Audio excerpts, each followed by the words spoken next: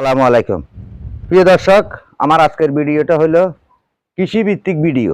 কারণ আমি যতগুলো ভিডিওই আপনাদেরকে দিই সম্পূর্ণ কৃষি বিষয় নিয়ে আমি ভিডিও করি। কারণ যেহেতু আমি কৃষক কৃষির সাথে আমার জড়িত। আমি আজকে আপনাদের সামনে উপস্থাপন করলাম, এটা হলো পেঁপে গাছ।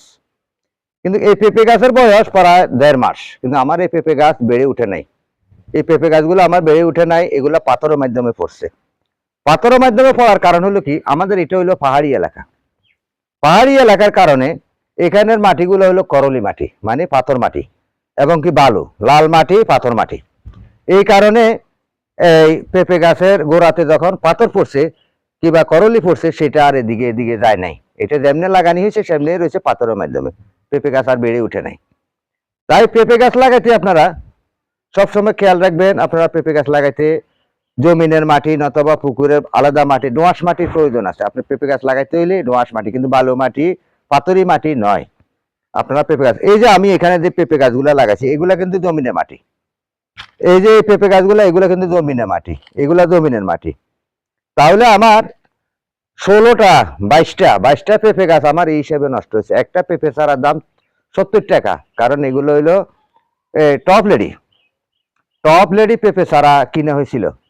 কিন্তু কিছু পেঁপে গাছ আমার ঠিক আছে, এগুলা মাটি ভালো পড়ছে। এই যে এখানে যে পেঁপে গাছটা লাগানিয়েছে, কিন্তু এটাও কিন্তু আপনার জমিনের মাটি এই না, আলাদাভাবে মাটি এই না। কারণ আমরা পাহাড়ি এলাকায় বসবাস করি।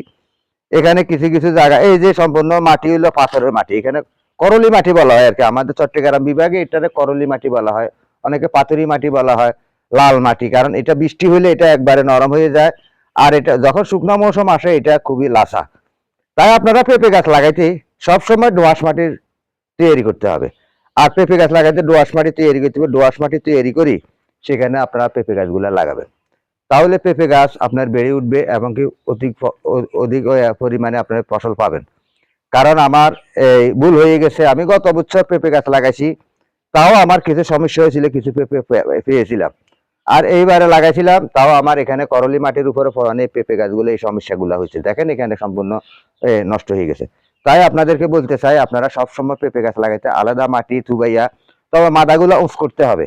কারণ মাদা যদি আপনি উঁচ না করেন, তাহলে সামনে দিয়ে বর্ষা আসতেছে, বর্ষায় এখানে পানি জমে যাবে। পানি পেঁপে গাছের গোড়া যদি পানি জমে যায়, তাহলে একটা পেঁপে গাছে থাকবে না। আপনার আলোকিত স্বপ্ন সবকিছু ধূলিসাৎ হয়ে যাবে, আপনার পেঁপে গাছ মরে যাবে।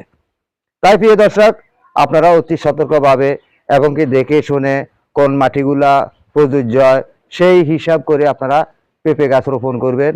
অবশ্যই আপনি স্বাবলম্বী হবেন, আপনি আয় উন্নতি করতে পারবেন, সেই প্রত্যাশা রেখে